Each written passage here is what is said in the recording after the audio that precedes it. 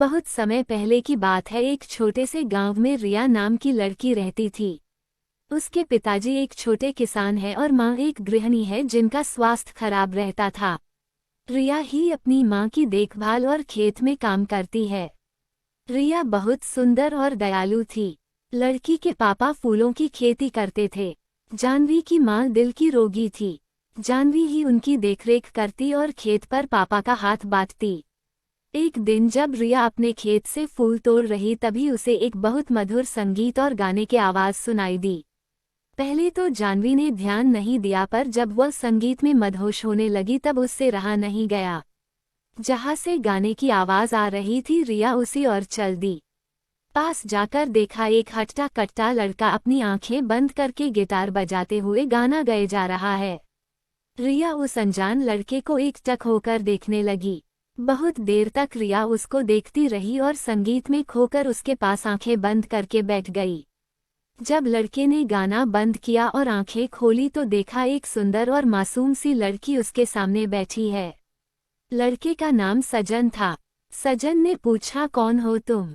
रिया एकदम से चौंक गई और कुछ न बोल पाई। धीरे धीरे दोनों ने बात करना शुरू किया। रिया ने सजन के गाने की तारीफ की और सजन ने उसकी सुंदरता की।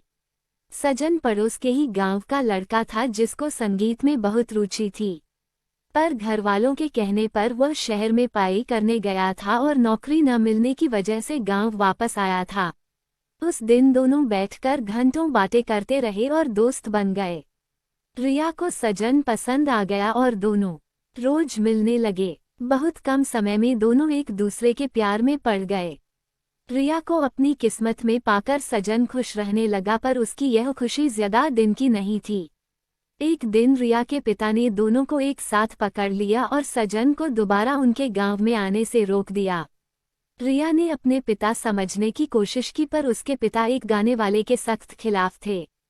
जब रिया की मां को ये पता चला तो उनकी तबीयत और बिगड़ गई। इस बात से परेशान होकर रिया ने सजन से फोन पर भी बात करना बंद कर दिया। सजन ने मायूस होकर गांव को छोड़ दिया। देखते देखते समय गुजरता गया और रिया की शादी की बात चलने लगी, पर रिया अब तक सजन को भूल नहीं पाई थी। उसको सजन का वह वादा याद आता जो उससे करके गया था, चाहे कितना भी वक्त लग जाए मैं एक दिन कामयाब होकर तुम्हें लेने जरूर आऊंगा। मैं मरते दम तक बस तुमसे ही प्यार करूंगा, तुम मेरा इंतजार जरूर करना। कभी कभी रिया को लगता कि सजन उसको भूल गया है और कभी कभी लगता वह जल्दी ही वापस आ जाएगा। न जाने कितनी बेचैनी और दर्द में रिया जी रही थी। न वह किसी से कुछ कह सकती थी और न अपने प्यार को भूल सकती थी। एक दिन एक लंबी सी गाड़ी उसके घर के बाहर रुकी जिसके पीछे गांव के बच्चे दौड़ रहे थे। इससे पहले गांव में इतनी महंगी गाड़ी कभी नहीं आई थी। गाड़ी देखकर ही मोहल्ले के सभी लोग जमा हो गए। आराम से घर के गेट खोलते हुए जैसे ही सजन अंदर पहुंचा, रिया ने देखते ही उसे दौड़कर गले लगा लिया। रिया की अंदर लेटी थी। सजन और रिया दोनों गले लगकर रोने लगे। दोनों एक दूसरे के प्यार को महसूस कर रहे थे। दोनों के मन से सारी शंकाएं दूर हो गई और दोनों का प्यार वक्त के साथ बढ़ता गया। रिया के पापा से सजन ने उसका हाथ मांगा और सजन की मां का इलाज बड़े शहर में कराने का वादा किया। सजन शहर में बड़ा गाने वाला बन गया था।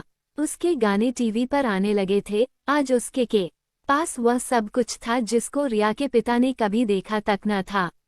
उसके पास शहर में कई बंगले और कारें थी। रिया के पिता इस बार सजन को मना नहीं कर पाए और दोनों के प्यार को देखकर झुक गए और दोनों की शादी धूमधाम से करा दी। रिया और सजन ने अपना पूरा जीवन खुशी खुशी बिताया और जब वह शहर से बोर हो जाते तब वही उस खेत के पास आते जहां वह पहली बार मिले थे। सजन गाना गाता और रिया उसकी बाहों में संगीत का आनंद लेती। दोनों ने धरती पर ही स्वर्ग का आनंद लिया। दोस्तों, आपको हमारी यह कहानी कैसी लगी हमें कमेंट करके जरूर बताएं।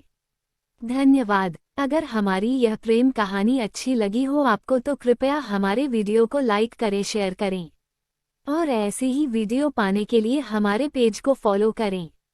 दिल से आपका बहुत बहुत धन्यवाद पूरी वीडियो देखने के लिए। मिलते हैं कभी नई वीडियो में, तब तक के लिए जय हिंद, वंदे मातरम। आपका दिन शुभ हो।